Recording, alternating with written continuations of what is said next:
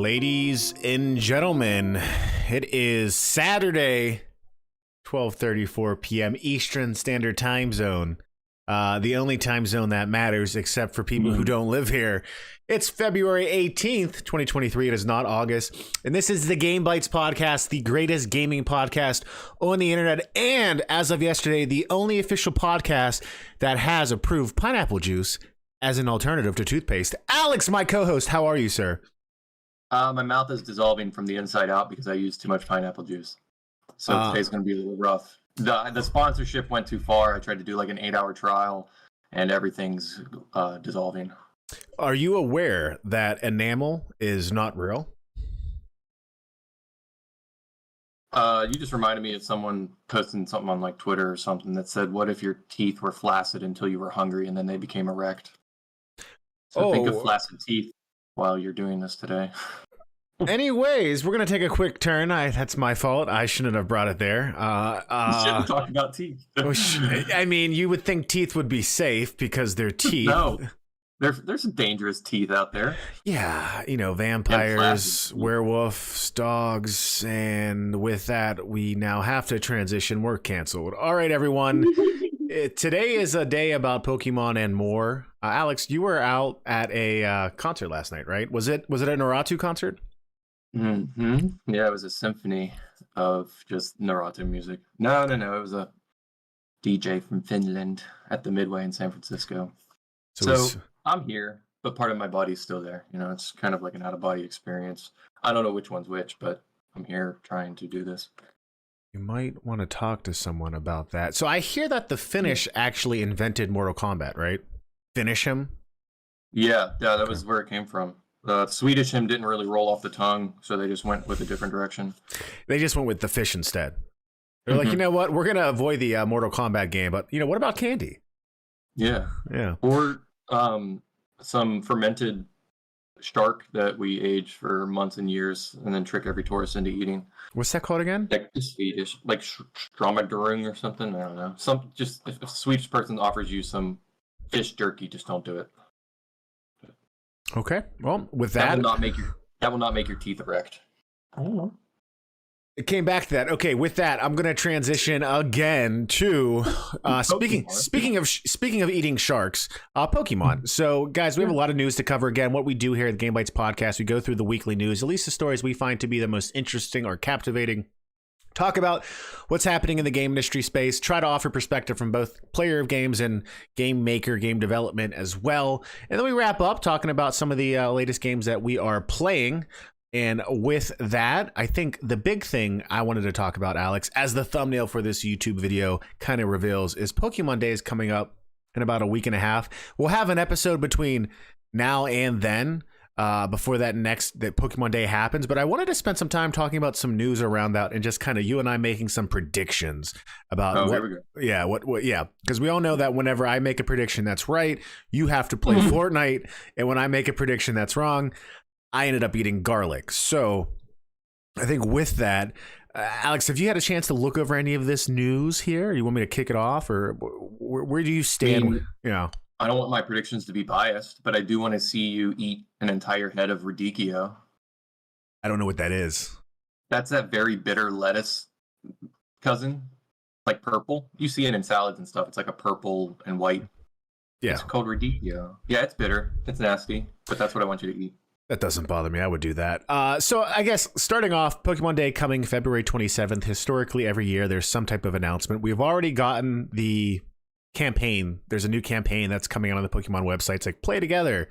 Imagine that, a game that you play together. They're pushing that. Wow. So the marketing is ramping up, but there's been some news on the interweb that makes people suspicious on what we might see. So first things first, there's some language in the Pokemon Day website that kind of reveals that we're probably going to be getting a new Pokemon Mystery Dungeons game, which I've personally never been interested in.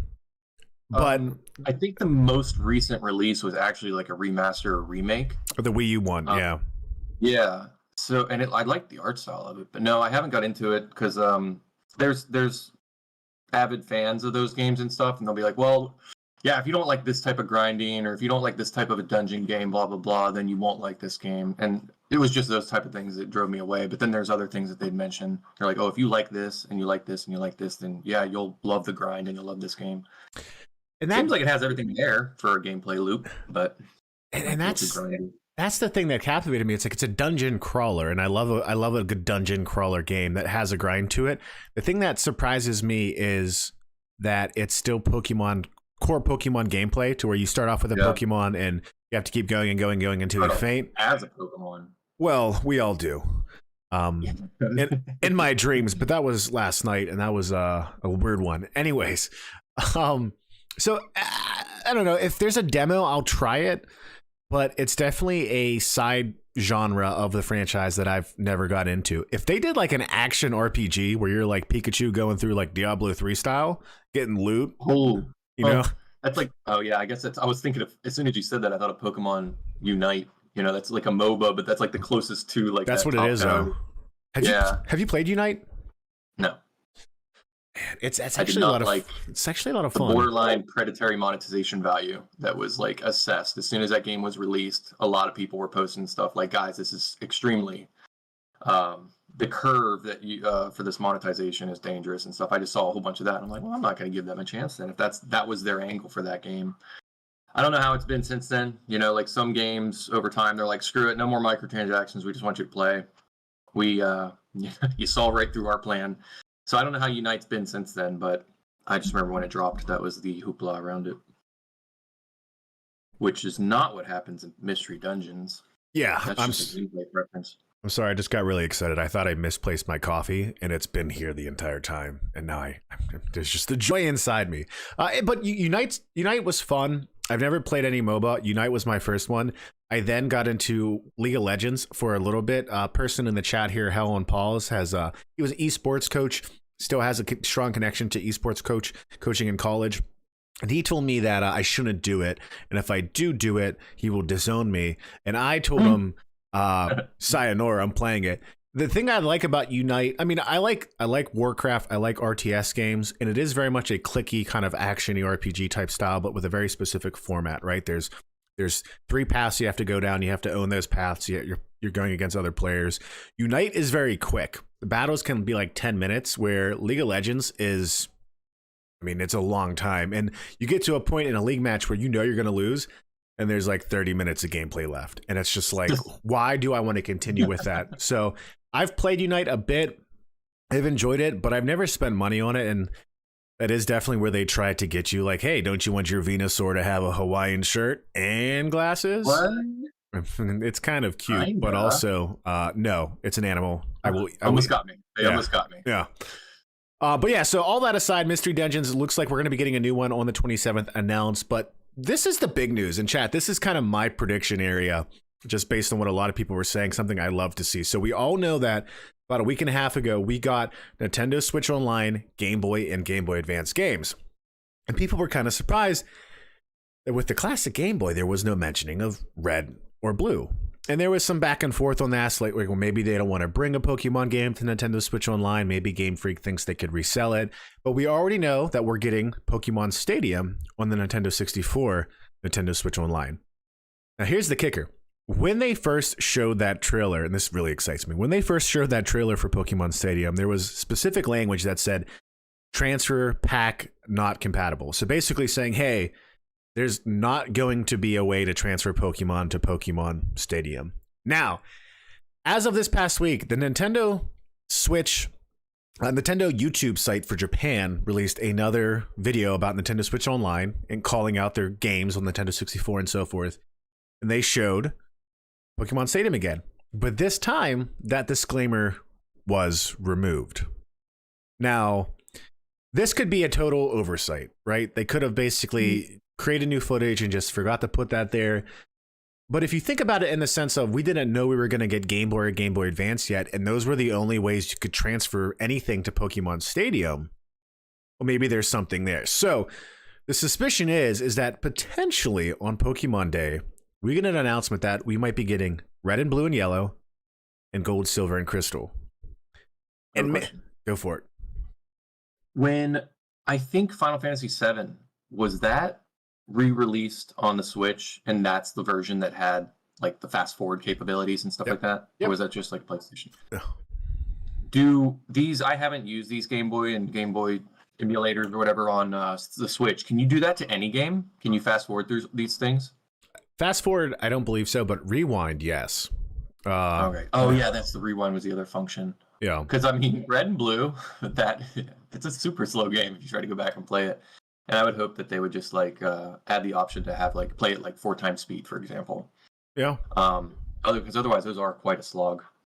It would be interesting to go back and play it because my last experience was Leaf Green, Fire Red, and all that. Yeah, and they had the running shoes in that. Yeah, that's actually true. So, I mean, I'm going to make this bold claim. I think we're going to get something about Pokemon coming to the Game Boy and or Game Boy Advance. You do have Ruby and Sapphire. You did have those remade on the DS, right? But I don't think we're going to see that come over. My big prediction, and besides getting those games, is not only can we transfer them to Pokemon Stadium, but what if we could transfer them to Pokemon Home? I don't know which Pokemon is still not been home compatible yet because they're just not from those games. But I don't think it's a lot from those two. I mean, it'd be just nice to have it because every Pokemon in Pokemon Home has like a little insignia of what game they're from. And yeah, obviously, yeah, Red and Blue are glaring missing. Well, correct me if I'm wrong, is there some compatibility issues with Let's Go Pikachu and Let's Go Eevee with Home? Like, aren't there certain limitations on? No, you can. Yes, you can't. If I remember correctly, you can't go to Home from Let's Go games, but you can port clones of Pokemon that are compatible with those Eevee and Pikachu into like this mini Safari Zone, and they come there and you can catch them in game. So you got to re-catch them, but that's the communication between Home and Eevee and Pikachu. You can't go the opposite direction, I don't think. Okay. It's interesting because I just think that there's potential for them to bring all these great games to the Switch, and I don't think this service is leaving with whatever the Switch 2 is or the successor to the Switch is. Like, this infrastructure, I think, is going to stick with Nintendo's hardware for a while. So I just think it'd be great to have a place where you could play all these classic games for a great value at this point, $50 a year for all of this, and then getting the ability to transfer these and play with them. Like, I don't know. That's definitely a dream. I think it's going to happen to some degree come Pokemon Day. Chat, people watching the VOD, let me know what you think. I just think I mean, it's definitely wishful thinking. I want Gold and Silver again. Yeah. Those were great games. They can jump straight to Heart Gold and Soul Silver, please, and I would just be happy. Those games are so expensive still to buy. Like, used $150 just for the cartridge alone. Yep. It's crazy. Additional things that we're definitely going to at least see about. So we are getting a patch late February for Scarlet and Violet. They're talking about bug fixes. They're adding some new functionality to Pokemon boxes. I don't know if you've seen this. Which bug Pokemon need fixed? Is there like a balancing issue with some bug Pokemon? Bob Barker's out there telling everyone to fix their Weedles. And, you know. It looks exactly like a Caterpie. Yeah. Weirdo. Yeah. But yeah, they're trying to do some stability and then patches to take care of some of the bugs. I don't think it's going to make the game run smoothly or take away all the issues, but they're definitely working on it, which tells me that we're going to get DLC at some point, and I wouldn't be surprised if we get DLC announced come the 27th of February.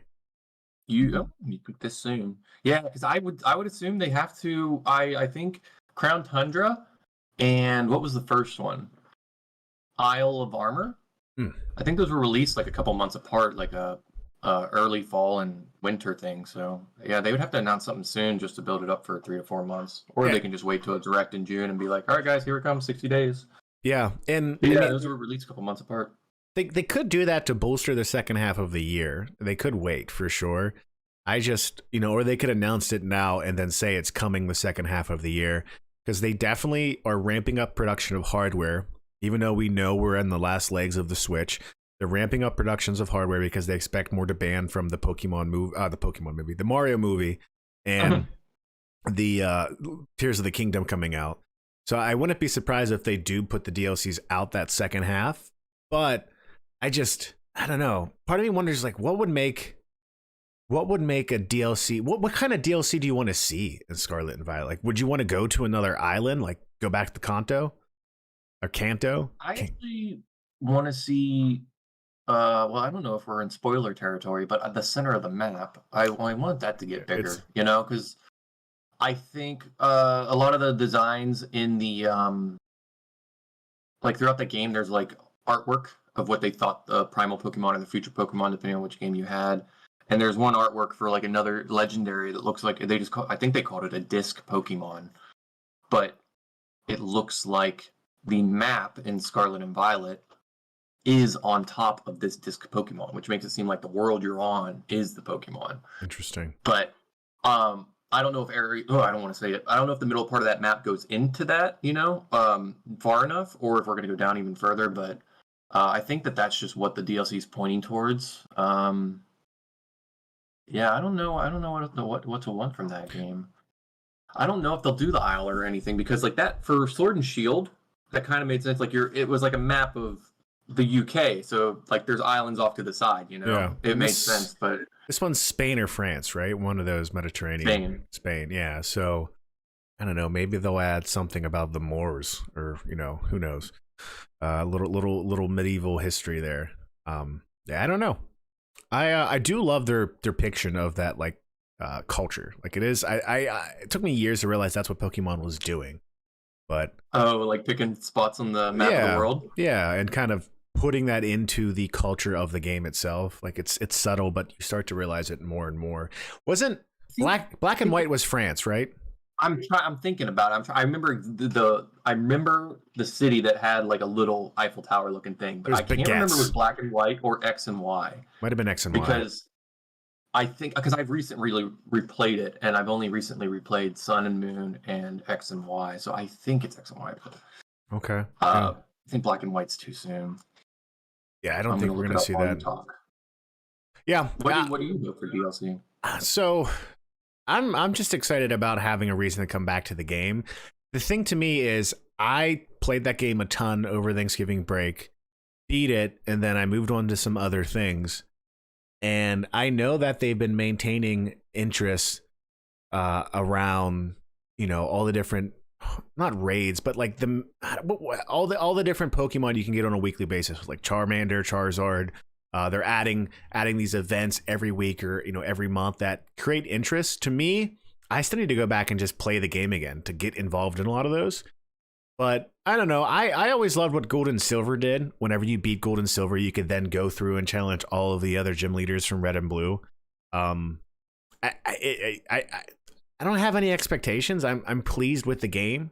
I'd love to see performance stability improve, and I just think that the game already has a lot there. So it's just no way I covered that entire map. I mean, of course you made you carved a little trail, but there's no way I explored every little thing. Yeah, maybe that's huge. Maybe. So if they do something with Red, Blue, and Gold and Silver, if there's any compatibility, like, hey, you can bring these Pokemon the Pokemon home. If there are limitations on what Pokemon can already come into Scarlet and Violet from those games or from those libraries, maybe you see some type of DLC around those Pokemon emerging into the region somehow or another, like just additional Pokemon that can be in the game itself. So well, yeah, I think that's it. Just like how they expanded the Pokédex for Sword and Shield, like when Isle of Armor and Crown Tundra came out, exactly. Like extra 150 Pokemon at a time. Yeah, and they were on the map. It wasn't just like you can import them. Yeah. So maybe they do something like that. So yeah, I mean, Spain, Spanish culture. There's no real. In Malta, most of the islands go to Italy, so I'm looking forward to the game that's in Italy. And there's finally a pizza Pokemon, then I'll feel represented. But I think that's enough. I mean, yeah, we'll find out. Again, so here's the thing. My predictions, if I'm right, if there's any type of Pokemon coming to Game Boy or Game Boy Advance, and there's some functionality with Home or Pokemon Stadium, you have to play a Fortnite match. Are you okay with that? I would like chat to get more creative than that, but they're not. They're just going to say Fortnite. Yeah, Fortnite. Chat, if you want to see him suffer with Fortnite. Now, if not, what's this lettuce you want me to eat? The purple lettuce? Oh, Radicchio. Radicchio. That sounds like a spell from Harry Potter. It might be, actually, because this thing, I do not understand any good intentions with this vegetable existing, so. Okay. I'm going to call it Barney lettuce. How about that? So okay. Yeah. All right. Well, then, yeah, that's our prediction for Pokemon Day. You hear it here first. Alex will play Fortnite, or I'll eat Barney lettuce if something happens. 5 matches from Fortnite. I think that's the agreement. Yeah. But moving on from Pokemon, but still sticking with Nintendo. A handful of bits of information. First and foremost, they announced a new movie coming to Apple TV. And this isn't specifically Nintendo owned or operated, but Nintendo is very important in its genesis, if you will. So have you seen the trailer for the Tetris movie? Yes. Yeah. What do you think of it? And I forget the guy's name. Taron Egerton? Something. What's he in? Is he He was in that biopic with about that skier. Nope. And he was also in, The Kingsman. That's the one. The second one. Did they make a third one without him? Wasn't it a prequel?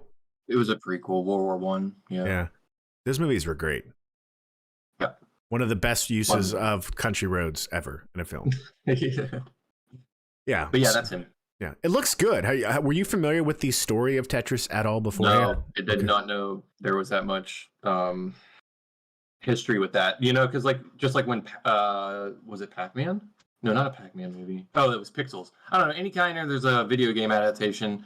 You think when that was first announced, I'm thinking, how are they going to make blocks clear and make that a plot of the movie? Like some battle tower defense movie or something. I don't know. Yeah. I didn't expect it to be a biopic kind of thing. That was a surprise, but it also looks more interesting that way. Yeah, it is definitely one of the more interesting stories in gaming history, in my opinion. At the time with the Cold War conflict between Soviet Russia and the US and the Western Bloc, and then just how things worked, where you didn't own anything you made there. So it was a very big conflict to even get Tetris out. And frankly, I don't remember exactly how it happened completely in the end. There's a lot of good YouTube documentaries on this. The Gaming Historian on YouTube does a great documentary on it, and it's been covered in a lot of books. But it's just a really good story. Everyone's played Tetris and they don't know the story, and I think people will enjoy learning about it. So I think it's going to be successful. I think it's smart that Apple TV did it, because just like Ted Lasso, it gives you a reason to subscribe for a month and then leave it. But I'm looking forward to it. I'm trying to think if there's anything else about it. Yeah, it just looked good. It's very, very dramatic. Yeah. So in other news, though, keeping with the notion of Game Boy Advance games coming to the Nintendo Switch Online, how familiar are you with the Earthbound series? Not at all familiar. Oh, yes. Yeah. Yeah. Okay, so did you play Earthbound? Yes, on a Raspberry Pi. Okay. God bless you. And thank you. It's like an allergy thing. So my understanding is Earthbound 1 in the States is actually Mother 2 overall. So the franchise in Japan is called Mother. Mother 1 came out for the NES originally, and with the Nintendo Switch Online, we actually got a version of that game on the Switch. So you could actually play the Earthbound. They gave it a different name, and I know there's an expert in the chat here in KMax who will correct me if I misrepresented anything, but you can play Earthbound 1. But for a while now, Earthbound 3 was in development, or Mother 3 as it's called. And in development? It was in development for a while on the Nintendo 64. Now, it eventually got canceled, I want to say in 2003. It was in development as an entirely 3D RPG game. It got canceled around 2000, and then they finally released it only in Japan in 2004 for the Game Boy Advance as a 2D game. So because of that, at the time, they didn't think it was actually worth launching in the rest of the West. And it's been stuck there. And even though it's been stuck there, people hold this game up as one of the best RPGs on Game Boy Advance, portables, all that. KMax confirmed Earthbound Beginnings was the Mother 1. It originally came out on Wii U, actually. But they did release it on the Nintendo Switch, Nintendo online feature, too. So Mother 3, people are talking about, is this how they finally give us Mother 3? I mean, this has been a thing that people have, criticized Nintendo for a while. Like, remember Robot Chicken? Mm-hmm. There was a skit with Reggie Fils-Aimé where he was in Robot Chicken, and there was a guy that came up to him like, hey, give us Mother 3, and started a fight and all that. So like, this is a continuous thing people want from Nintendo, is give us Mother 3. And the idea is, hey, is this how we finally get it through the Switch ultimately? They would have to do a translation of it, but I mean, I would check it out. Did you like Earthbound? Yes, I did. Okay. Yeah, I didn't like the UI for the battles. Like when you switch to a battle, it was a little, because it takes you out of the map and takes you to like a mostly black screen, and the menu was just a little weird. But no, I really like the game a lot. I just hope if they remake it, or if there is a Mother 3 or something, I don't know if I'd be preferable to the old 16-bit graphics, or like how they did with that remake of Zelda, like that, softer 3D, 2D game, you know what I mean? Yeah. But just like, a 2023 Switch game. Yeah. I don't think they're going to put the amount of money in it to do that type of remake. I think we are just going to get a straight port to the Game Boy Advance with an English translation. And again, there's a history of that, but I think it will finally make a lot of people happy. And if anything, I think it opens up the door for another sequel at some point, right? If people play these games and like, these games are good, why don't we make a Mother 4? Yeah, exactly. Or it has like a huge play count. Yeah.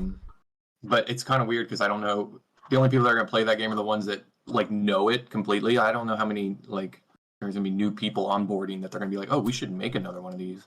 But yeah. For perspective, I am like way, way, way more excited for Golden Sun than Earthbound. Like Golden Sun that's like my dream to play that again. Yeah, and that is definitely coming. That's been confirmed. Mm-hmm. But you're right. There wouldn't be a large, like if you look at this as a funnel of user acquisition, there wouldn't be a big impetus for people who have never had an affinity for Earthbound to get into Earthbound now. There will be some know what it means to the older generation. Yeah, I mean, people that play Smash Brothers know Lucas, who is the protagonist of Earthbound 3. And Ness. Well, Ness is Earthbound 2, Earthbound, Mother 2, but Lucas is in Mother 3. So we already have the main character from Mother 3 familiar in lexicon, at least here in the West. We just, people are like, what game is he in Earthbound? Like, oh, all right, he's got psychic powers. They put that guy from Smash in another game. Yeah. So, yeah, K-Max in the chat here says creator of Mother has specifically doesn't want to make Mother 4. Well, it's not his choice. It's our choice. The money talks. Yeah. But yeah, so that's it. I think we'll see it happen at some point this year. I don't know if there's a anniversary date around the game or not, but maybe it will happen.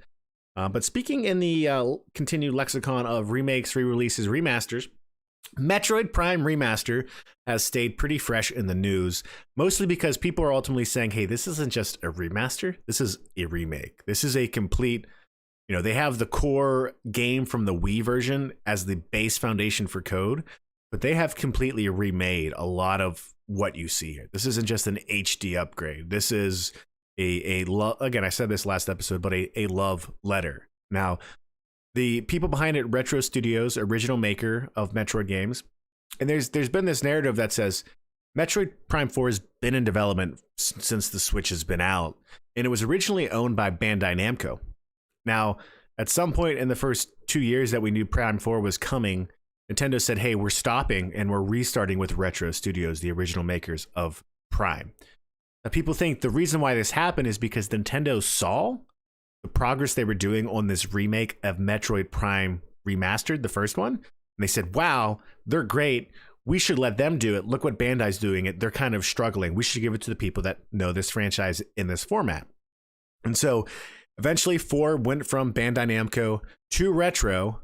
And people think because of that, there was a delay in the release of the remake for the first one. And ultimately, because of that, when we do get Metroid Prime 2 and 3 on the Switch, they will be ports, but they won't have the same visual upgrade to it. It will very much be more of a straight port with some, fidelity improvements on a resolution perspective, but it should pretty much be core to what the original game is. I imagine it'll give us the upgraded control styles, just because people got used to that with 1.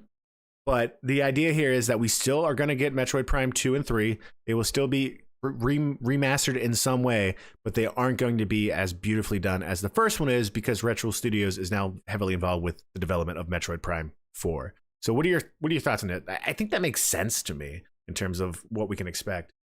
Yeah, that's fine.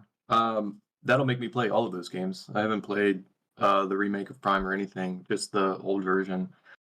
But just seeing continuation of it just makes me want to play them more. 2 I know has a pretty dark intro, because the Metroid series I don't know if you knew this, but was originally inspired by Alien. Like Samus was an homage to Ridley.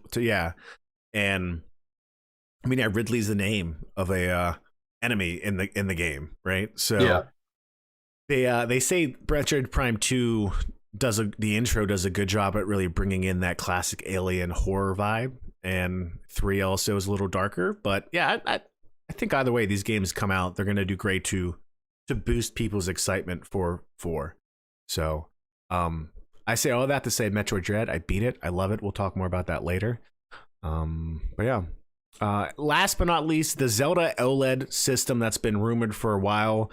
More information seems to think that it's going to be real. Have you heard about this at all, Alex? Mm-mm. Yes, I mean the OLED model that was released last year, 2 years ago. They're just going to do a Zelda version for the new release, and they did a version for Scarlet and Violet. I think any special edition that's come out since the OLED version has been an OLED version itself. So the idea here is that we're going to get a Pokemon Tears of the Kingdom OLED Switch. About a month ago, there was images that leaked basically saying this is it, and people were questioning if it was real or not. And now more people are saying we think it's real because one of the icons that exist in that leak photo specifically make it seem wasn't in any other material at the time. No one saw it before. But then when we just got this new trailer for the Nintendo Direct a few weeks ago, that icon was there. So either that person made a fake image with real knowledge he had that no one else did, or it is a real system, and or option 3, he was just wildly accurate with his guess. Yeah. So yeah, they typically release these a week or two ahead of the game itself.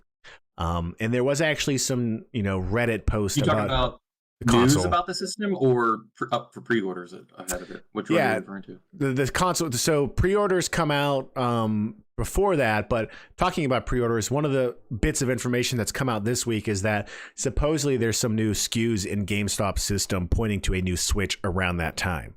So it could very well be that this thing is actually happening. I don't want a new Switch, but I'm always tempted to buy something Zelda. You put golden Zelda on something, I'm like, darn. I gotta have it. I gotta have it, right? So I don't know. You still have your OG Switch, right? I got the one. It was the red box one. So they came out with the original Switch, and then I think a year later they came out with a new SKU, and it was the red box. It has an all red box, and that was the one that had improved battery life or something. So that's the one I have. That was spring 2020. So yeah, it was a couple of years into Switches. Yeah. Yeah. No, I haven't got anything since. Yeah, the OLED makes a great difference. I still play mostly portable mode. Better. Yeah, and it's a bigger screen. The battery life is fantastic, and it definitely has some pop. It's crazy to think that the PS Vita was doing that though back in 2013, 14. Man, the Vita. What a sad story. It just seemed in hindsight, it just seems like someone's passion project at Sony, and then there was just some arguing in between them, and they're like, oh, you know what? Your whole department? No more. You're like, but we were doing so good. Yeah. The PS Vita is crazy. In hindsight, considering how successful the Switch is, and the games that are just able to work on it and everything. But it's surprised that the Vita just came and went. Yeah. It just happened. I got my Vita in 2017 and I loved it. I had a moment there where I was sick on disability and I played it a ton, and I was like, this is great. It's a bunch of Japanese games I've never heard of, but I'm having a lot of fun. And it brought me joy. My introduction to Persona was buying a PS Vita, and just because I only wanted to play Final Fantasy Dissidia Duodecium, an awesome fighter for all the Final Fantasy heroes and villains. I bought a PS Vita just to play that again because it's a PSP game. And then I also ended up going to the store, and I ended up playing Persona 4 Golden and all that, and that made me want to play Persona 5. Now available on the Nintendo Switch, Microsoft, and Sony and PC. Also, as I say that, as always, I am an investor in Nintendo stock. I'm not on Saudi Arabia levels or anyone else, but disclaimer as always, I don't want to get knocks on my door. It's interesting though, because Sony, I still think a year, 2 years, 3 years ago, if they would have announced alongside the PS5, we're doing another portable, I think they could have had an opportunity for something good with the Vita, with the Switch's success, But now that they're putting games on PC, and there's something like the Steam Deck, which is it's such a good piece of hardware. I think Steam finally has their first successful piece of hardware out there besides everything else they do great, that I can't imagine there's any roadmap for a Sony handheld in the future unless it's a Walkman, but yeah. Finally, Nintendo's always been in the handheld space, and the Vita came out and then subsequent no support, but yeah, there's not really any reason to try to penetrate that. They'd have to re-penetrate that market again with a new handheld, and it just maybe seems like a losing battle at this point, and that's just not worth it, Yeah. And unless they want to become another Nintendo and like make record sales for handhelds and be the top selling console of all time. Like if they want to do that and fall to that level, then that's their choice. But dang. Do you really want to bring up that topic? No. Yeah, it's just I'm sorry. The Sony's actively working to not be Nintendo. Yeah, I did that. I did that. That wasn't on purpose. But in terms of Sony and handhelds and PC games, PC ports, switching to the next category here, Returnal, the stellar PlayStation 5 exclusive made by House Marquee, which Sony now owns. Sony bought them after Returnal launched, which I think is a great acquisition for them, has now finally launched on the PC. For those who aren't familiar with Returnal or anything by House Marquee's made a bunch of games like Resogun, Alien Nation, Dead Nation, classics on the PlayStation 4, PlayStation 3, and PS Vita. And Returnal was their most recent one, a fully 3D narrative-driven rogue-like game with very strange, awesome, interesting aesthetics. I am a fan of it. Alex, you beat it or almost beat it. That's right. Returnal? Yeah. I'm going to recap that I never made it past the snow part. That's there was just a difficulty spike there that I wasn't prepared for or couldn't adapt to. And then another game came along. Gotcha. Recapping in that spirit, these are my favorite types of games. I love games that have replayability like this. And this one, kind of in the spirit of Hades, does a good job of telling a story alongside the fact that you're going to die a lot and you're going to have to replay and replay and replay. But there's always kind of something different you get with the story as you pull back the layers of the onion, if you will. But Returnal, it came out on PC this past week.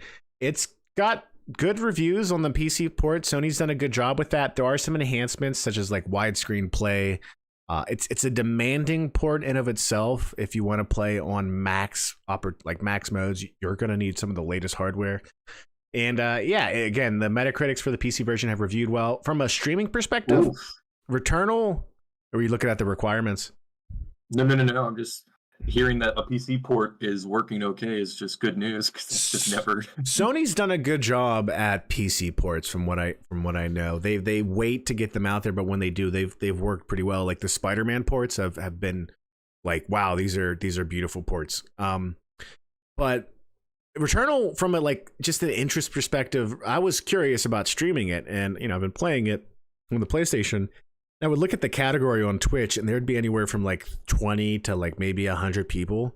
But now that this game finally came out on PC, it's back up to the 2 to 3 to 4,000s on a daily basis in terms of viewers. So it's good for House Marquee. They're a great studio. I think they get the right idea of how a game should be made quite well. And I think it was super polished, I think on release, but also when I played it, which was shortly after, I don't know, 6 to 8 months, that game was super polished. I realized it was everything flowed so well. Yeah, it's a gorgeous game. It has great gameplay. It's intimidating. A lot of mystery to it. Yeah, and speaking of mystery, any great story has mystery, right? That draws you in. And yeah, so it's if you're interested in it, but you couldn't play it because you didn't have a PS5, it's now out on PC, as I said, and picking that up for the first time. And it runs supposedly very, very well. It's fully verified for the Steam Deck, so that means you can play the game portable with achievements. Alex, imagine that. What? Yeah, that game. I will reiterate that I think it's the second boss. is like one of my favorite boss battles of all games, like top 10, I'd say, because it's just such a random thing, and you just get up there and you're having a blast, and you're like bumping to the music the whole time. So anyone playing Returnal, I'm looking forward to when you're in the jungle area and you're climbing and you hear music, like church organ music. You're in for a treat. I love that boss fight. In for a treat. I like that. Like that a lot. Speaking of treats, though, something else from Sony has launched this week, and it's not a dilly bar from Dairy Queen, the Diablo or the Destiny 2 edition. They do a Destiny edition of PS4. The PlayStation VR 2 comes out next week. And this, I forgot that this was coming, honestly. Like this, they announced this in a tweet a few months ago that it's going to be out February 22nd, that the price point was like $550 for the basic package or $600 for a package that includes a title. And yeah, it's here. It's already being reviewed. It's being reviewed well. You know, there was a lot of criticism, I think, for the PSVR 2 for the price point. $550 is a PlayStation 5 and a game. Yeah. And well, PlayStation 5 now with the price hike. But when it, again, stepping aside and saying not everyone needs to play VR, and VR is definitely a hobby space that really isn't taking off quite yet as people thought it would. The hardware in the VR 2 is really impressive. I'm pretty sure it's a full OLED screen on the inside, and you could even use this screen just to play normal games with a super high refresh rate as well. So the equipment is a lot snazzier. It's a lot more user friendly. You're getting a 4K view screen in VR, again with that higher refresh rate, which takes away some of the VR sickness issues that people experience. So price point aside, conceptually, what you're getting is a great piece of hardware. And I say all that to say, I probably are not going to get this thing anytime soon. You don't have any interest, right? I mean, your VR experience has been limited with what? Yeah, it was my VR experience is just being chained into your basement. I mean, just staying in your basement in between going from work to and from work. Playing Beat Saber, I think an Astro game. Oh my gosh, Tetris Effects. That was like a religious experience for me. That was what sold me on it, because you're just playing Tetris, but you're like, oh, there's like all this stuff, and the music picks up as you keep going and stuff. That was awesome. But no, it's not even necessarily the price point, but if I'm going to spend close to $600 on a piece of tech, I need a library that I can spend just as much time, like get my value out of it. I know there's a Horizon Call of the Wild. I think that's what it is. Yeah. That's like the tentpole, you know, that's the craziest thing they can display right now. VR is such a convoluted thing because, yeah, you're right. It's a hobby space. This isn't just every gamer's going to get this, you know? These are people that got the first VR. These are the people that don't want to buy something made by Facebook. What is it? The Oculus? The Quest, the Meta Quest. Yeah. What are the other ones? Meta Quest, HTC Vive, and the Steam Index VR 2. Steam makes their own hardware. Yeah.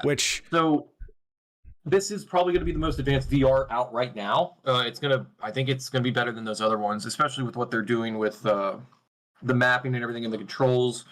But there's just not a lot of games. And so, like, not a lot of games are going to be sold, and not everyone's going to buy this. So what other games are going to be made knowing that you have a limited audience? You know, they just have to commit to it. They got there's a breaking point where there's enough games to get more people buying the hardware, enough to eat up your time, you know? Yeah. So I'm super interested in it, but it has to be like, I don't know, late this year, maybe summer next year, if the library has grown to more than like 15 games that I definitely want to play. Because right now there's, you know, then I'd do it. You're bringing up all the things that matter to the gamer, right? Why do I want this versus what I already have? And there's a good conversation happening in the chat right now. But the one challenge people are seeing is like, hey, I had a PSVR, and my PSVR games aren't going to carry over to PSVR 2. On top of that, my PlayStation VR 2 is only compatible with my PlayStation 5, which 4 years ago, probably would have been fine. But I have an Oculus Quest 2, and I love that thing. it is fully wireless, and I think when John Carmack left Meta, but when they were working on this product with the original Quest, they said we need to have an equivalent of the original NES for the VR world. VR has historically been a very expensive hobby interest, but we need a way to make it fun and user-friendly where you could just put a cartridge in, blow it on if you got to, and just play some Mario Brothers at a price point that isn't going to crush people. And that's what the original Quest and Quest 2 was. Like, anyone could play that. It was simple to use. It was easy to use. And on top of that, even though the fidelity wasn't as impressive as maybe a PSVR in the PlayStation 4 or your HTC Vive that's connected to your PC, you could connect the Quest to your PC, utilize your PC's graphics card, and boost everything. And at that point, I could use it for Steam and all these other libraries as well. It was fully compatible.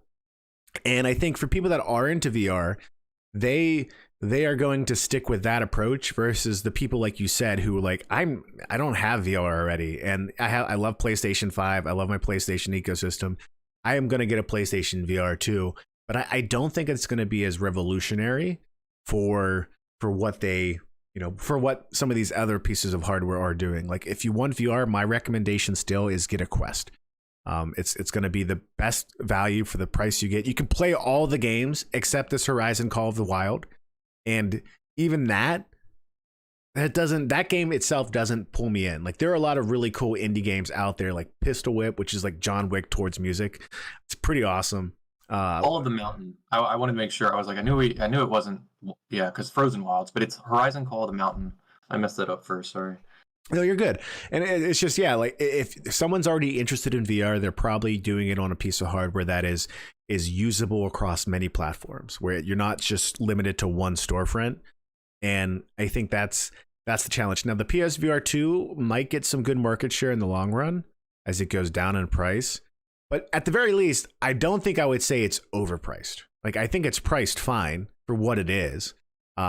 It's still just, is it worth it? And to me, I can't commit. If you can't commit, you must quit. Is that no? Yeah, I think something about gloves or something. Yeah, you had it. Yeah, if the gloves don't fit, the handhelds and the eye tracking. Yeah, Joy-Cons are broken, and if the Joy-Cons don't fit, buy another Switch. That's Nintendo's policy.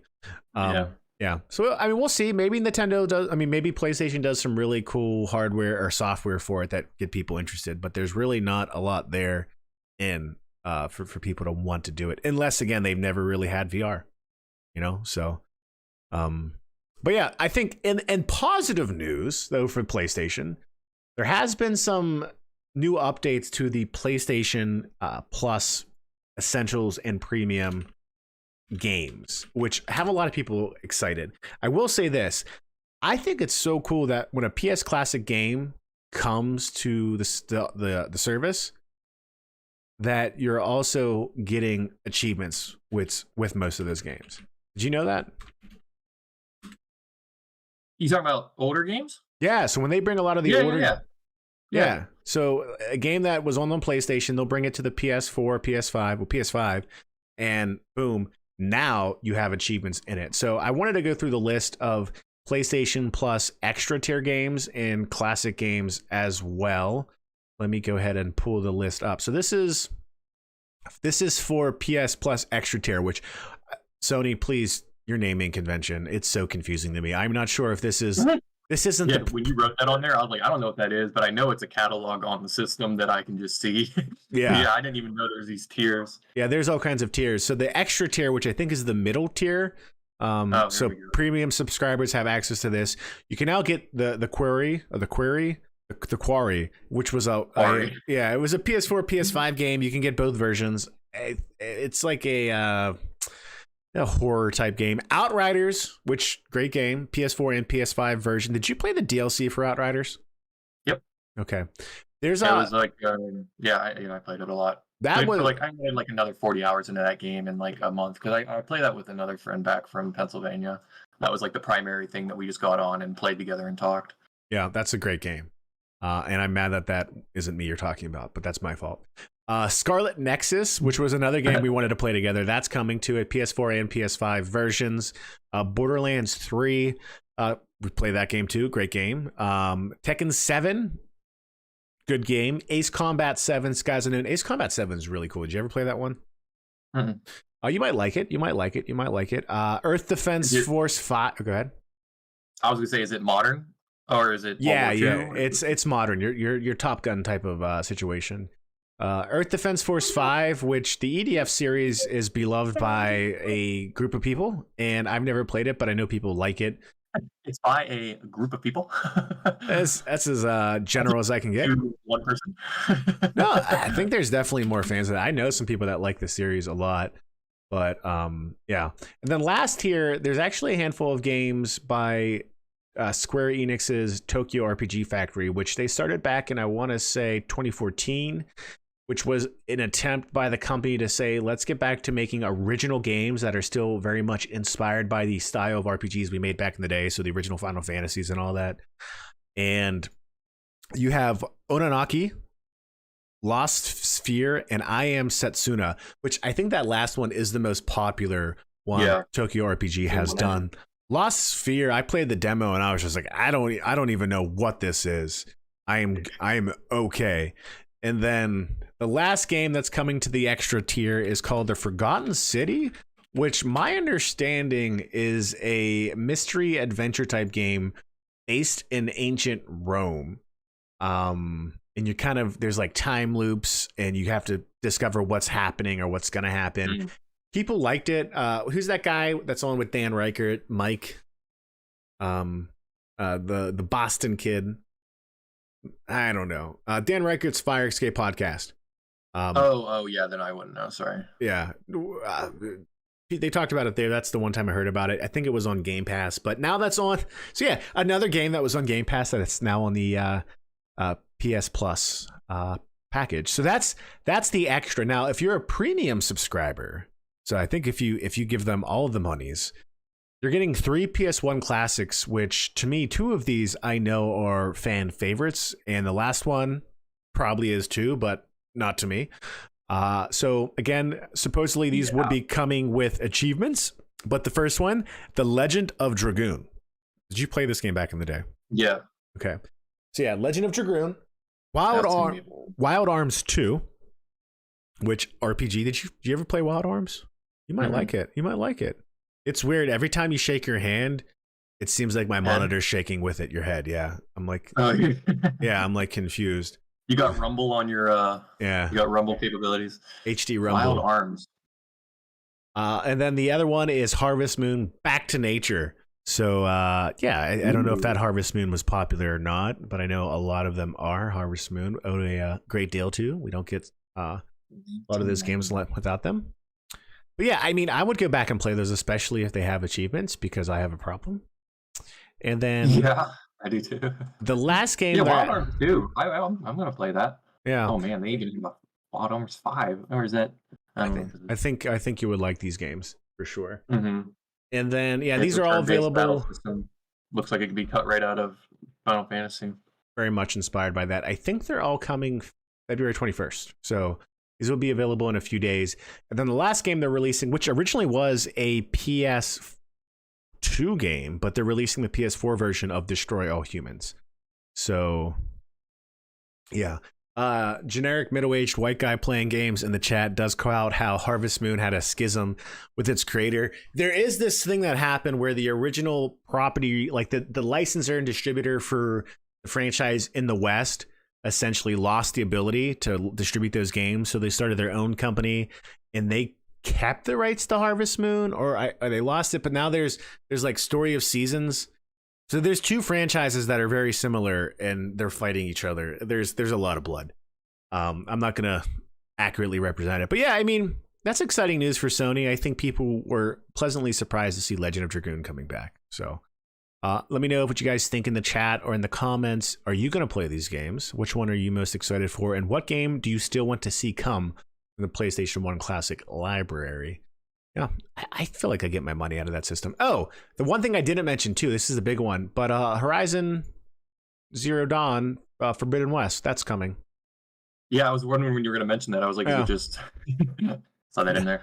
Yeah, and Resident Evil 7. So that's Horizon. That is almost exactly a month after it came out. That was last February, March, like a week before Elden Ring dropped. Yeah. It's been exactly a year. And 8, I think, too. Resident Evil 8 as well. So yeah, those are the big games. To that point, from what I heard, Sony's kind of committed to a model of sales where they say we're going to release a new game. It's going to be out for a year. Then we're going to try to port something to PC. Alongside porting it, we want to probably put it on our streaming service as well. So Sony probably feels like they got as much as they can out of the game in traditional sales. They're putting on the streaming service. You'll probably see this game ported to PC within the next year or two as well. So they're kind of prolonging the life cycle of the series. You won't play Resident Evil. Those aren't your genres. No, I'm a scared little girl. I cannot play those games. Yeah. But if anyone wanted to, hey, let's play Resident Evil 4, 5 co-op, I'm down. That was cool. Well, the one with Chris. I don't know that one. Oh yeah. That is that. Yeah, that one. I know that one. Amen. Cowards represent. Cowards represent. So, games that I know you do play. Theater Rhythm came out. I don't think you picked it up yet. But the producer for Theater Rhythm, Ichiro Hazama, said in an interview 8 days ago now, that the original team behind Final Fantasy Tactics is very, very busy right now. And so people wonder, does this mean we are going to get that long desired remaster of Final Fantasy Tactics? Alex, did you play Tactics? I played War of the Lions, which I think was a sequel, like a remake of that, or I think it's all in the same vein. It was a PSP game, but it's a Final Fantasy Tactics game. I feel like it was a remake of a previous one called War of the Lions. Is that right? I don't know. I mean, you have a computer. Oh, wow. Yeah, you are correct. I think it was a Game Boy, PlayStation Portable. I think they did Final Fantasy Tactics Advance as well for the Game Boy. So, yeah. Iblis Alliance. Yeah, I'm not going to find out something, but I feel like that was like an Americanized title. This game is an updated version of Final Fantasy Tactics made for PlayStation, which was in 1997. Yes. So I played this game on the PSP. It's one of the few games that I actually played on the PSP, including Birth by Sleep, Kingdom Hearts, which is why I bought that system. But War of the Lions was an excellent game. Last time I got in a war with lions, I lost. Yeah, that's why you got the foot transplant. The foot transplant, and that's why next time I go to war, it's going to be with emos. Hopefully, emos, not emus, not the emos. Emus. That's a losing battle. Also, you're not. Why are you setting yourself up for disappointment? Yeah, at least for our own pleasure. Because I'm not Australia. So with that, I think that's pretty much the last. I say two little bits of news I want to talk about before we transition to new releases and games we're playing. Chat. So Hogwarts Legacy. I haven't seen a ton of news on total sales yet. I'm expecting it to be that this sets some records.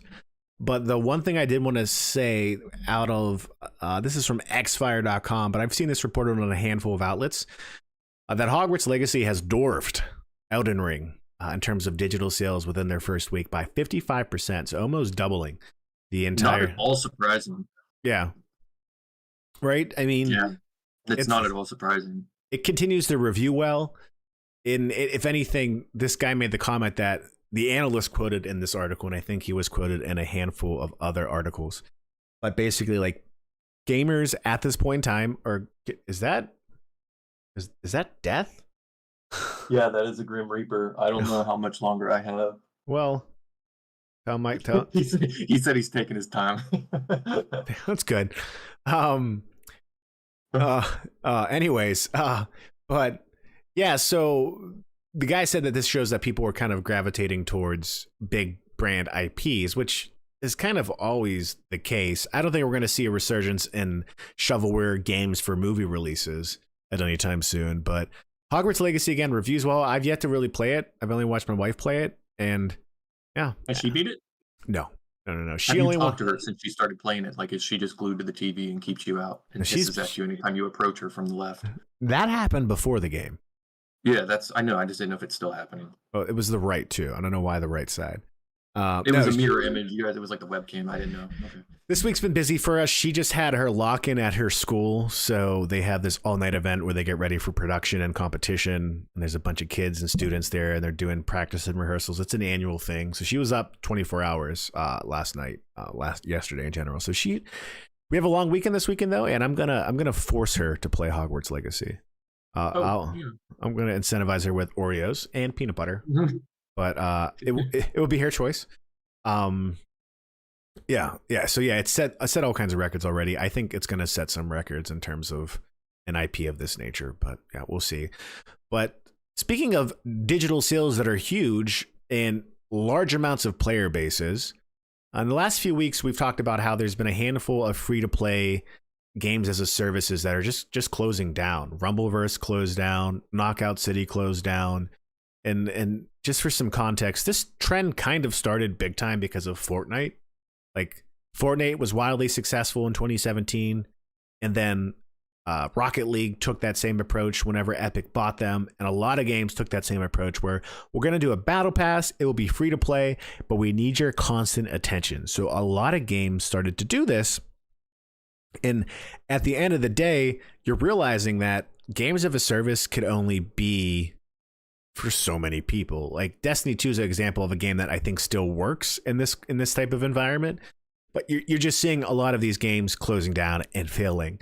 And the next game I wanted to talk about, Alex, I don't think you've played it, but I know you know about it, that might be next on the chopping block, is Multiverses. So Multiverses came out last summer and had records amounts of players. On Steam, congruent players of 150,000 and more at a time.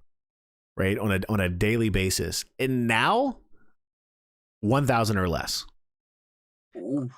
A game like that can't sustain itself. Microtransactions and monetization are needed for it to, for people to keep adding content to it. So, I mean, what do you think is going to happen with this type of game in the future? Do you think they're just going to disappear completely? Do you think there will be some staples that can make it work? Game or Multiverses specifically? Well, Multiverses, but in general, like this idea of games as a service, like. It's a trend everyone tried to follow and jump on, but like, do you think it's a trend that everyone can truly kind of milk that cow, or is it really only for certain types of games in the space? It's weird because as far as Smash Brother clones, I think everyone kind of gave it their shot, and none of it really stuck. Like there was a Cartoon Network version, there was this Multiverses which has everything in it. It was like the Fortnite version of Smash Brothers. Yeah. I really think if they wanted to get into this space and occupy it, then it should have happened in the past 2 years. And the fact that Multiverses, I don't know what the concurrent Smash Brothers play count is right now, but it's still used for tournaments. That's why that has that loyal fan base and people that still play that game. But like Multiverses doesn't have that. Well, I will say, when a game is announced as games as a service now, I've turned away from it. And it was Destiny 2 that pushed me away from that. When you get in, first of all, I think it has to do with that initial exposure. I think it could have been handled better. And Destiny 2 was my worst first exposure to that type of thing.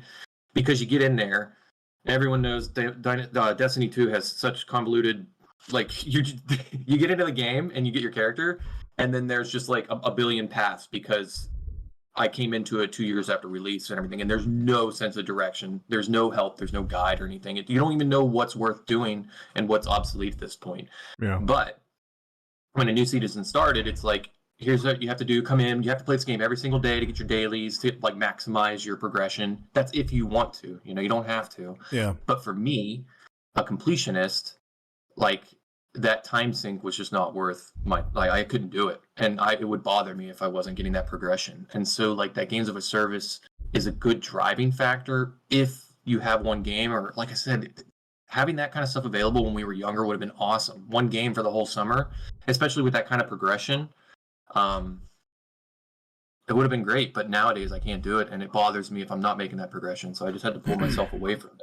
So when another game's announced and it says it might, I'm trying to think of one recently that they said it might do that. It's a new game. I lost interest immediately because I was like, I can't do that weekly, daily commitment to try to max it out because it would bother me if I didn't. You have Marvel Snap, so you can't give any other. That is true. That is almost the same exact thing, except for you still, that progression, everything's locked behind a paywall. Yeah. In Destiny 2, as long as you leveled up all 60 or 100 levels, everything unlocked by the longer you were playing. Marvel Snap, when they launch a new season, there's 50 tiers as you level up, which you gain a level pretty much every day or something if you're completing like the missions. But I usually get past 50 like a week or a week and a half ahead of the end of the season. So after that, it's just bonus stuff. But if you don't pay like the $10 or I think it's $10, then all of that stuff stays locked. It's still locked behind there, and you only get like the gold or like the credits. I forget what they're called. Yeah. It's still locked there. It's not, if you put in the time, you get everything anyways. You don't have to pay $10 a month. Yeah. You're right, but it's kind of addicting, the gameplay. You can just do like the little daily things to level yourself and up. It's short, quick gameplay amounts. Like it's not a major commitment, right? You can do your little quick in, get your dailies in like 3 matches technically. It really isn't sit down for 4 hours and fast travel all these other places and go to this other planet and then go back to a vendor and turn the stuff in and then go to another vendor and ask for more quests and then go back to another vendor. Yeah. None of that stuff.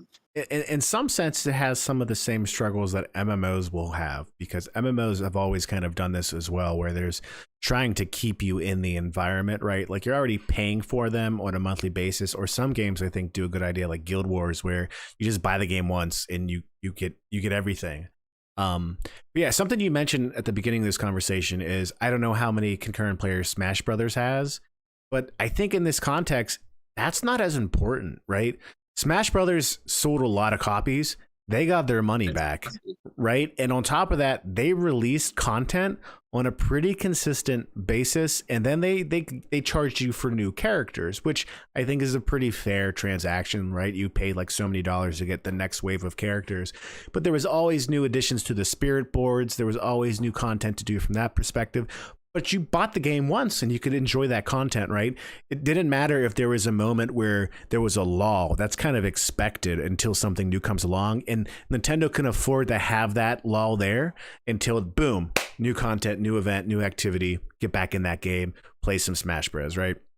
And this is the trade-off. Whenever you have a game that needs you constantly there, and that's your main form of monetization, you're at a bigger risk. There can't be a lull in content. And that's I think the challenge that some of these games have, where there's also that, I think with Destiny 2, Destiny 2 I still play from time to time. I can't play as much that, I think some people do, and there's people that love that game, that are good at that game, and they play on like Nightmare Mode or whatever it's called, and it's a great challenge for them. I can't do that. Same reason why I can't commit a ton to Final Fantasy 14. And it's not something I'm, do I wish I could play games all day? Sure. But I just don't have, I have so many limited options. I play Destiny 2 because I still think Bungie makes the best shooters out there. Yeah, no, I agree. That's the addicting part about that. You get in there and you're like, oh, it's so good. It's the best gunplay, and the Halo series is still missing out on that. But yeah, Splatoon 3 is another game that comes with new content, new weapons, new guns, but it's free. Right, there's DLCs you can pay for, but in terms of there being drips of new content, that's free, and you just have to buy the game once. So I think I'm not surprised that companies have done this. I just think that the trend, it hit a boom, and now it's kind of compressing a bit to where like, okay, there's only going to be so many ways of doing this that succeed. A lot of you guys who were like, hey, we're this game, but you know what, we're going to do a battle royale now, like, you're literally a Micro Machines game. Calm down, like that trend's crashing, and I think the free to play craze is crashing because frankly, Apex Legends and Battlefield, they had to close down their mobile versions of the game, and those games, those mobile multiplayer games were predicated on the same model. People will play this game, it's going to be free to play, and they're just going to give us money to keep playing it, and that's okay. Like, we can afford it. But they actually got to a point they say, actually, no, development wise, we can't sustain this. And it dropped down. I think Alex is busy playing with his Naruto figurines. Guys, if you don't know, Alex is a huge fan of Naruto. That's his favorite anime. I try to tell him to watch something like Dragon Ball Z. He's never heard of it. But, you know, gosh. It is what it is with some of these people. Plug it in. Yeah. I was about to lose all of y'all. Yeah. You're about to lose me. Well, speaking of losing and you playing Fortnite in a few weeks, once my predictions are right, let's talk about a game I know you are interested in, and that is Theater Rhythm Final Bar. Did you played the first Theater Rhythm, right?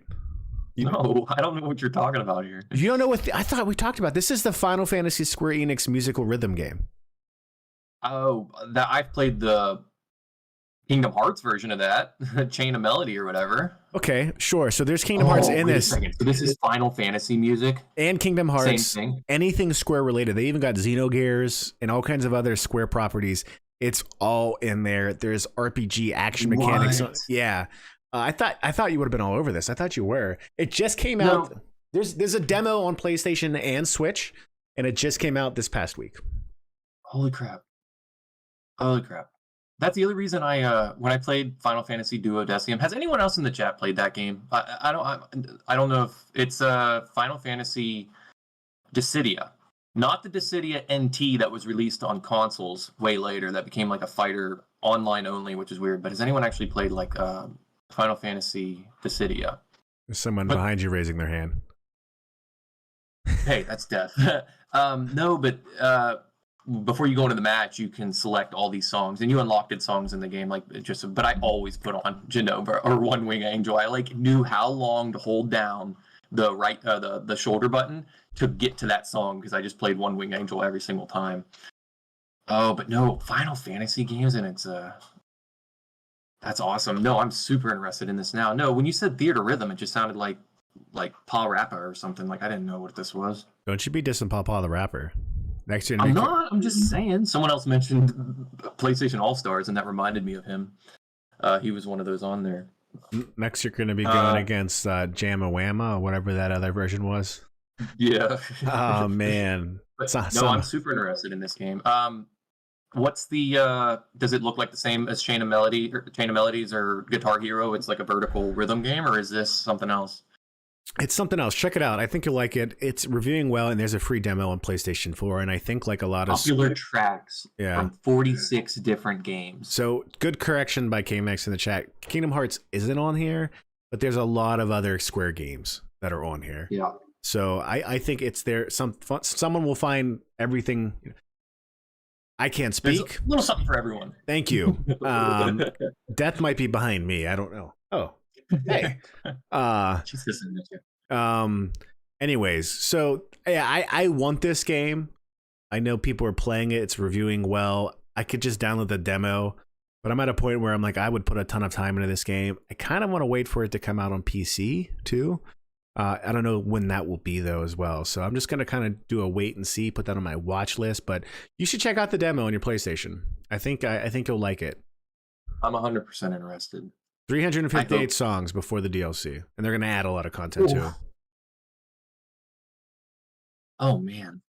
I think Chain of Melodies, to get the trophy, you had to actually do all the songs, which I want to say there was close to 80 or 90 songs, and you had to do them on 3 different difficulties. So it's like kind of the same time sync. Yeah. Oh man, but I love all that music, but Kingdom Hearts has a special place. Well, speaking of hearts, and hearts that are wild Hearts also came out this week, and again, all of the forbidden Wild Hearts. Yeah, Wild Hearts is the not Koei Tecmo, but the subdivision of Koei Tecmo game Omega Force, I believe. Yeah, partnership with EA to do a Monster Hunter type clone, and for the most part, it's reviewing well. I'm not someone that goes crazy about game review this, game review that, but from the most part, from an average perspective, you can tell if the game's busted or at least enjoyable. And people were saying that this is a good competitor to Wild Hearts, that it's a good first start, and that if you it's a competitor to itself. I mean, Monster Hunter. Thank you. Monster Hunter. Yeah, thank you. So if you're interested in Monster Hunter, right now is itself. It's actually outselling itself. Wasn't that true for all of us? We're all our own worst enemy. Cue the song. Dun dun dun dun dun. No, lit. But yeah, so people, the one thing I find interesting, Alex, is that they say this is there's some difficulty aspects that are almost unfair about it, where some bosses have these one hit. Yeah, one hits, and I can't remember if there was a lot of that in Monster Hunter. There's a lot of that in Rise. I don't know why it happens sometimes. I don't know if I'm just not. But yeah, I've been one hit killed a bunch in Rise. But in Rise, you guys get 3 deaths and then you all get kicked. In this game, there's a chance to revive your downed comrades. So it doesn't count towards your that tally.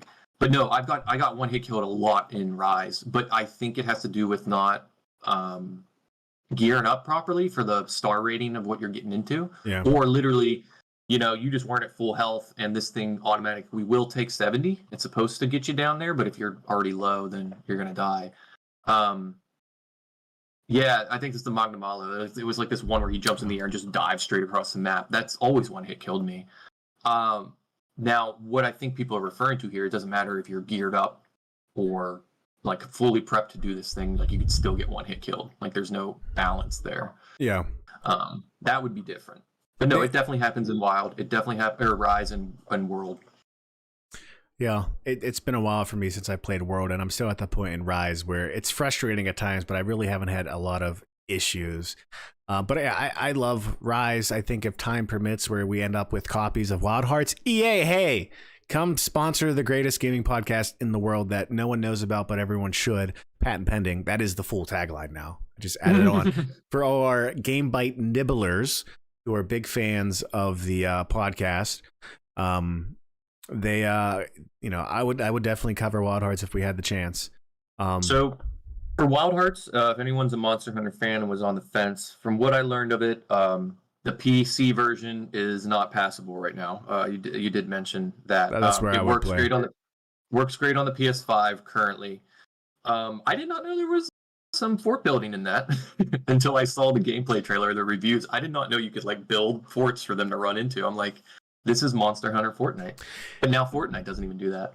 No, it's extremely fast paced. I thought a cool thing that I didn't know this. I don't know if anyone else does, but you can build like these like springboards for you to jump and get high. You can build these little walls for them to run into, but those things are permanent if they're not destroyed. Not permanent, but they stay on your map until they're actually destroyed. And you can like construct ways to access higher areas. And these things are just always in your game, like ladders or those springboards, like I said. So you'll have like this arena where you fought some enemy last time where you were using those springboards or some other obstacles or some other traversal mechanic.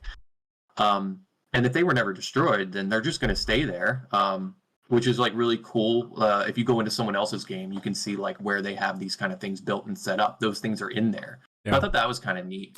That is the one thing that the game is doing original. The kind of technology that you're talking about that continues to be unlocked as you play the game. It seems interesting. It's been popular on Twitch. I've seen a few people stream it. I haven't stuck around though. But hey, I hope it's successful because that means we'll get more games like Monster Hunter. And maybe Monster Hunter will improve too along the competition a bit. Yeah. So here's the game though. So these games we're talking about, Wild Hearts is out, Theater Rhythm is out, but these next 2 games, the media blackout on them has been lifted. So you can see reviews on them now, but they don't come out, I believe, until the 22nd or the 21st. 26. So Octopath Traveler 2, reviewing well. Oh, that's Are you 26? Yeah, that comes out next week.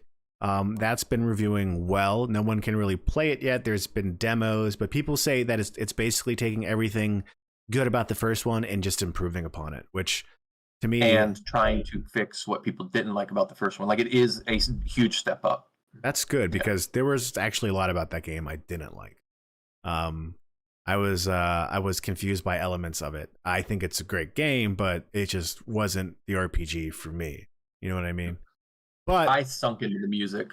Yeah, that's just another game. That'd be cool if that's in Theater Rhythm, but I really like the music in that, and I just kind of sunk into it. Now, Alex, do you know if this is a question coming from the chat? Do you know if this is a true sequel or a sequel in the sense of Final Fantasy? Completely unrelated. Completely unrelated. It's a sequel in that the gameplay, if you played the first one, the gameplay is the same in the second one. None of the characters, nothing about this game is related to the first one, other than general structure. Is it the same all the characters world? are different. Yeah, it's a different map. It's a different world. It's a completely different story. So yeah, you do not need to play the first one to play this one. I don't think there's any huge gameplay updates that's going to be like, oh yeah, if you play this one, it's going to ruin the first one. Other than, I mean, the people's biggest gripe with the first one is, yes, there's 8 paths and there's 8 characters, but the interaction between them was super overpromised. You know, It really did feel like 8 disconnected things with chance interactions, like some little sub conversation between 2 characters. Like that's the only interaction there was, but it pretty much was 8 different stories, which really, the quests and everything were like, go into town. Oh, okay, we'll go do this to help that person, and then you just leave. Like there wasn't a lot of depth to it. Yeah. But the turn-based battle system had an interesting element added to it about like charging up your moves rather than doing a move and stuff. So you're like building. It wasn't like Final Fantasy where you're slowly building up the limit passively, the limit break. So yeah, you could like bank attacks and then increase the power of a further attack, or completely change the spell to something that has way more effects and stuff. So there was a lot more strategy to the gameplay, but you could just plow through that game, and once you got like over leveled, you know. That was actually my least favorite thing about the first one is I felt like I would start a story, then I'd switch to another story, and I just felt like there wasn't a building up, right? Like it all kind of comes together in the end, but very poorly. You know, it's not really a culmination of everything you just did. It's just kind of like, oh, here's this person again, if you even remember them, and George, the final boss. Yeah. and I think if they're improving upon that aspect where there's some consistency and you feel your progress as the story evolves depending on the path you take, sign me up with bells on, because that's what I wanted. Everything about that game, otherwise the aesthetics, it being turn-based, music, all that, things you mentioned, I love it. Yeah, it was just like, I'm a dancer now, but what the heck? Like I was like it just it didn't grab me. I mean, I'm a dancer in my heart. Yeah, Primrose. Primrose is a dancer. Yeah. I'm a dancer in my heart. That's how I convinced my wife to marry me. It was a beautiful moment. Yeah, you went as Primrose for Halloween one year. I remember that. But it was weird because you thought Halloween was in July, and I just caught you wearing the cosplay. So anyone look up Primrose from Octopath Traveler. That's Mark's favorite Halloween costume. I have no idea what you're talking about, and I know. I will deny it vehemently. And that's that. That comes out February 24th. Again, there are demos out now, and I imagine just like the other Square games, the save file will transfer as long as you're playing it on the same console. So if you play the demo, and if you transfer that demo to the main game itself. Next, Like a Dragon Ishin comes out the 22nd of February. And that is a game of the Yakuza series. That is a style of game. The Ishin version of it is more or less a historical portrayal. And so this is very much a Yakuza game, but backwards in time. So back in time, history, like samurai setting. And it's reviewing well. I love the Yakuza series. They're huge games, right? I mean, have you played them at all? No, I've only played them vicariously through your description of them. Every week, because you're just like not baffled, or you're just kind of like, you won't believe what this game just did.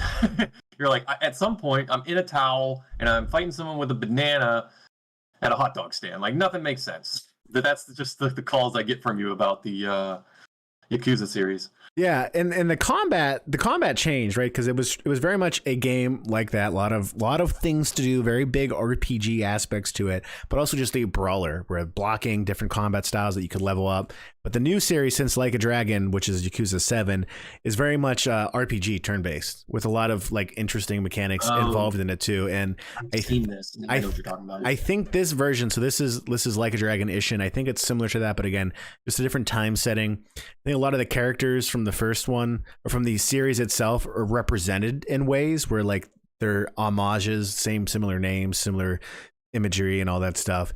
There's some wrestlers too. Kenny Omega, I don't know really who he is, but the cool thing is fans of the Yakuza series have been brought into this because wrestling plays a part in combat styles, obviously, and there's a big Japanese wrestling league. Wrestling's very popular there, and so you've seen some celebrities from that world coming into this game too. So again, it's reviewing well. If you're a fan of the Yakuza series, check it out. It comes out the 22nd, and it makes me happy to see them have success. That's a Sega game. Speaking of Sega, one thing I wanted to announce too, we brought this up last week, but Nintendo raising their base salary, even though the economy's having a tough time. Someone else did. Yeah, Sega 30%. Did actually. Yeah, Sega did. Capcom did 30%, and Sega did, I think, on average 15% across the board, but overall it was almost 30% for a lot of people. And the great thing is too is this comes from the Prime Minister. Prime Minister of Japan actually said we should be paying our people more. The economy's getting tough. Pay people more. And so a lot of these companies are stepping up for that. And that's actually cool to see Sega doing that too. Same idea. They're having success. They've come out this week saying Sonic Frontiers was more successful than they expected. Yeah. Maybe it didn't review like people wanted it to, but for the most part, if you were a fan of that game, you liked it and you would want to see more of it. So I think the same reason Nintendo does what they do. Sega says let's pay our people, make them happy, so they can make things that make people happy. And I'm all for that type of value of the human being in that sense. So yeah, that's cool. So Sega's having success with this game. They're going to have more success, hopefully some Sonic in the future. And that's all the news and releases this week. Man, that was an hour and a half, Alex, and nothing weird at all ever came up. Imagine that. So with that, Alex, what have you been playing this week? You mean like the flaccid teeth? Is that what you were wanting to refer back to? Is that the callback you wanted? No. Mark, did you want to talk about flaccid teeth? Like when you move your tongue around, all your teeth are just kind of like gummies? Is that what you wanted to talk about? Alex, just talk about what you've been playing, please. Oh, yeah. So this past week, I wanted to, in prep for Wild Hearts coming out, I wanted to step away from Monster Hunter Rise, but I went on to PlayStation Store and just downloaded a bunch of games. I tried to give Dragon Quest Heroes 2 a chance because it is a hack and slash in the same vein of Dynasty Warriors. Isn't it different though? It is so different. It is so clunky. I couldn't do it. Like there's no in Dynasty Warriors. I don't know how to say this other than like when you attack, you kind of move with you kind of still move. But in Dragon Quest, it just felt like you're like running, and as soon as you swing your sword, it's like you come to a complete stop and swing. So I played that for like 20 minutes before I said no more. But it is a hack and slash. You go out there and you start fighting people or fighting hordes. I really thought I just like the artwork obviously because I'm a huge fan of Sailor Moon. No, that I gave Miles Morales a shot for the first time ever. That's been released. Never played it because I just knew it was going to be. Everyone said it's really short. It felt like an extended DLC. I thought it was just Sony's way of saying, hey, we're underselling. The price point for the PS5 is lower than we want, but everyone's going to buy Miles Morales at $60, so that'll kind of make up for the PlayStation 5 release. I really thought that's what they did with Miles Morales. But oh my gosh, I haven't played Spider-Man since I beat the crap out of it in one weekend and got the Platinum Trophy. But oh man, that game is just so smooth. It's a great game. And there's so much just right off the bat. Here's all the additional mechanics in the fighting that you're gonna have to get used to. Yeah. But oh man, it's so good, and I just like the ambience. You're swinging around, but like someone's always talking to you or interacting with you. But I just started playing that just to buy time. I did play a game that was gifted to me, Death's Door, which came out in 2021. It's a top-down game, similar vein as Bastion or Transistor. I don't think it's made by that studio. It's made by Devolver. Yeah. Well, Devolver published it. I don't know who the developer is. I don't know. Yeah, I just got the art book here. I beat the crap out of that game in like 2 days. It was an extremely rewarding experience. I really liked it. I would recommend Death's Door, but I think it was like a top-selling Steam game or like one of the best reviewed games, I think in 2021. But now it's on the PS5, and that's what I played this weekend. It was a pleasant experience. 2-person team. They made that game. No. I see. Acid Nerve is the developer. It was published by Devolver. It's supposed to be really good. That was me who gifted it to you, by the way. It was for your birthday, and I gave it to you because you're getting older and you are literally getting on death's door. So remember that you will die. Dude, I will say, there's pictures from last night that I noticed how much gray is in my beard. I look like everyone's dad in this picture in a group photo, and I was just thinking like there wasn't that much gray in the last concert I went to in like New Year's, But yeah, death's door, it's knocking, or I'm knocking. But yeah, it's the one with the little crow. You're kind of like they kept calling you a reaper. But no, it's a fun game. I died like 20. Oh man, some of those bosses are so frustrating. There's like this abominable snowman, and then of course the final boss. It's not one of those ones where you have to like run a half hour just to get back to the boss after you die. They put a door right next to this one snow guy. Man, I died so many times, but it was like 5-second runs until I finally got like a good 1 minute run. Yeah. But yeah, it's a very good game. I think you can beat it in like 8 to 10 hours if you're a little lost on the map sometimes, but it's a good game. No, I recommend everyone to check it out. It came out, like you said, in 2021, and people love it. I have it on PC. I've just never played it yet, but it's on Steam Deck as well. So I think I'll probably play it there for some mobile achievos as they are called. But cool. Yeah. So, I mean, what I've been playing, it's really 2 games. I think I put the most time in. So last Sunday night, I finally beat Metroid Dread.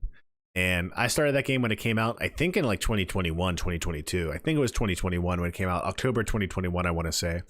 And I played it for a few hours, but then something happened and I just got away from it. But my gosh, Metroid Dread, I think might be my favorite 2D Metroid style game out there. I know there are criticisms to it.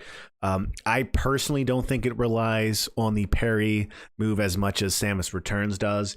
And I think my favorite thing about Metroid Dread is frankly how punishing it is. Like, you will get to bosses and you are going to die, and you are going to have to know how to move quickly and get through the situation, understand your boss's moves. It's very much a challenging combat game, more so than I think Metroid games have been in the past. And it's so fast paced. The Mercury Steam team, I think, has effectively revitalized the 2D Metroid formula, which I think is a wonderful thing. And I think as Metroidvania genres get so much more popular, like Hollow Knight was huge, and games like Hollow Knight are getting more popular.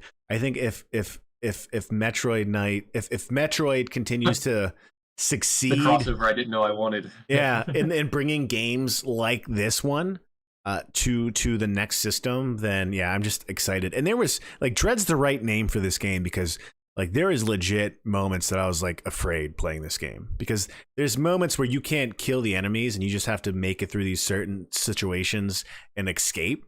And it's a Metroid game, and it effectively captures that fear. Again, saying that this game's originally inspired by Alien, right? It has those vibes perfectly. Like if that was the original impetus, then Dread, I think, gets to that better than a lot of these 2D games.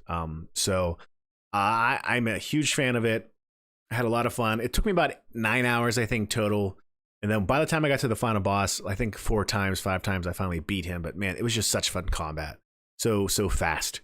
So yeah, Metroid Dread. I do have Metroid Prime Remastered. I'm gonna go to next on my Switch. I got the digital version, and I'm gonna not open the physical version. I think I'm just gonna keep that as a trophy for my future children. That's gonna be their college fund. It'll be in the background in the future podcasts. Yeah, put it back there. Right there, right by Dr. Mario. He's saying, "How do you do?" The other game that I've been playing a lot is still Ast Libra, Revision, which I am now on chapter 4, and this is such a weird game. So it's made by one guy. Took him like 16 years to make, and then he eventually remade it. Why it's called Revision, and there's just the combat's really fun. I've said this before. The combat's fun. Each chapter takes you to a different place. It's a different story that's happening, and after you beat each chapter, credits roll. So I'm just like, what is the purpose of this? Like, because there's some weird things happening in the story that makes me think the mechanics for why the credits roll are gonna have some meaning in the end. I think there's about 7 or 8 chapters, but even after that, I think there's a ton of additional stuff you can do and unlock. Like I said, DLC's in the works. So yeah, it's gonna come out on the Switch. If you like RPGs that are action RPGs and 2D games that have weird stories, this is the game for you. Like, they're revealing enough. Again, that mystery element. They're revealing enough to make you like, oh, cool, but also what's gonna happen next. And again, the combat's rewarding. I'm starting to realize too, like each chapter has special armor and weapons you can craft, but you have to find the recipe first. And you get recipes by killing enemies, and randomly they'll drop different types of chests.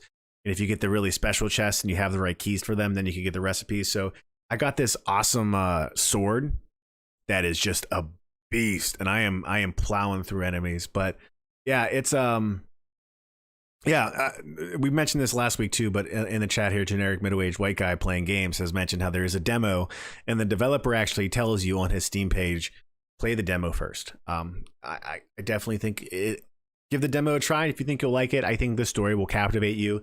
Hasn't gotten too weird, like in a weird way, like, well, that's just kind of off-putting, but it's just there's a lot to it. I love, actually. Like it's about like mistakes, redemption, forgiveness, all these cool things, all these mythical references, and it just every chapter has been different so far, like different characters that you interact with, and it all somehow relates to like your character's main situation too. So yeah, the guy that made it just did a Reddit AMA this morning.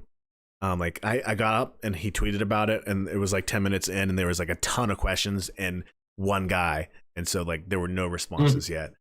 But yeah, I think, Alex, it's a game you're gonna want to check out when it comes to the Switch for sure.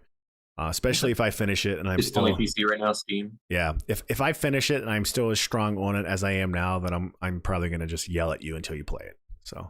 Oh, okay. Yeah, that's what you do, like most with anything. Yeah. For me. Yeah, it's a very it's a affirming relationship. Abuse. Yeah. Anyways, Alex, that's it. Do you have anything else you want to share with our lovely viewers today? No, I'm thinking about breakfast and my teeth are getting hard. So I'm excited.